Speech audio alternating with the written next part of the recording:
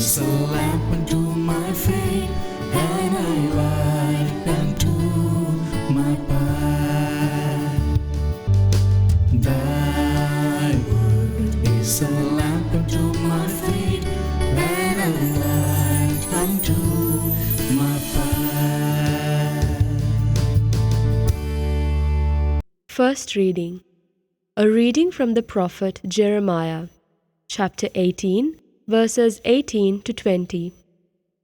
The people of Judah and the citizens of Jerusalem said, "Come, let us contrive a plot against Jeremiah. It will not mean the loss of instruction from the priests, nor of counsel from the wise, nor of messengers from the prophets. And so, let us destroy him by his own tongue. Let us carefully note his every word. Heed me, O Lord, and listen to what my adversaries say. Must good be repaid with evil, that they should dig a pit to take my life? Remember that I stood before you to speak in their behalf, to turn away your wrath from them." This is the word of the Lord. A reading from the Holy Gospel according to St. Matthew, chapter 20, verse 17 to 28. As Jesus was going up to Jerusalem, he took the 12 disciples aside by themselves and said to them on the way, "Behold, we are going up to Jerusalem, and the Son of Man will be handed over to the chief priests and the scribes, and they will condemn him to death, and hand him over to the Gentiles to be mocked and scourged and crucified, and he will be raised on the third day." Then the mother of the sons of Zebedee approached Jesus with her sons and did him homage, wishing to ask him for something. He said to her, "What do you wish?"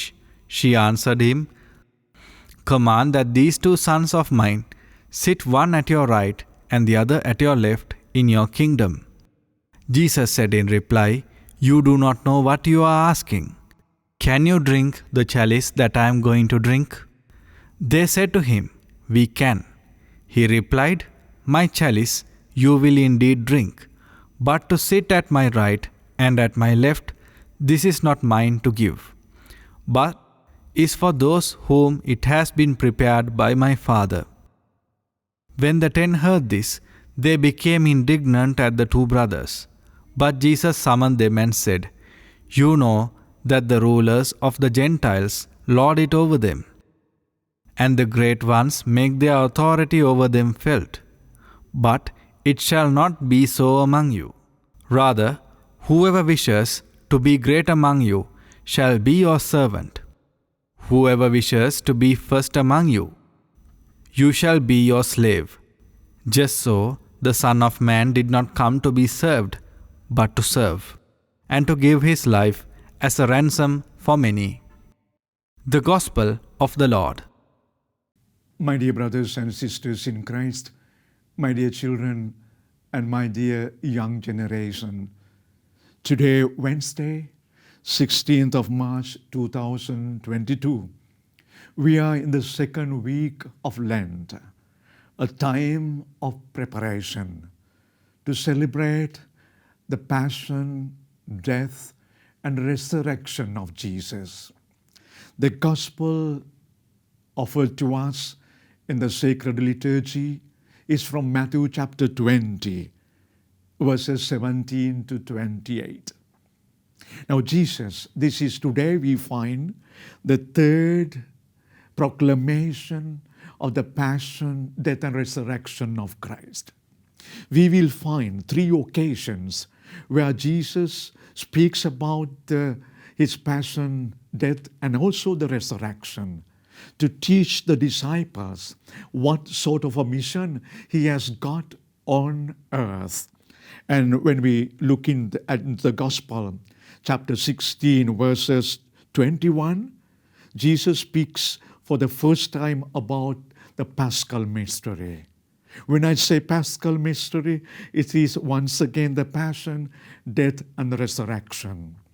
And then again in chapter 17, verses 22 and 23, he speaks for the second time, again on the Paschal mystery. Now, today the reading is about the third proclamation. Now, Jesus gives importance to his suffering, to his death. But there, the whole episode does not end, because after the suffering, after death, there is resurrection. As we see the gospel, then we encounter another personality. That is the mother of the sons of Zebedee, or else we call the wife of Zebedee. Now, here Jesus speaks about his passion, his death, and his resurrection. Where is this mother of the sons of Zebedee, so-called John and Jacob, or James? Now, what does she want? She wants her son to be on the right side and the left side of Jesus Christ in his kingdom. We see the contradiction, the contrast of approach. Jesus talks to us why he suffers and why he dies. Here a mother, I can understand the desire of a mother to give the best out of all that is possible to her sons. I can understand the desire, inner feeling of the mother. But Jesus is very clear. The life of which Jesus speaks to us is something different from our understanding in human terms. Let us therefore make this time in order to go into the depth of the Paschal mystery of Jesus Christ, his passion, death, and resurrection.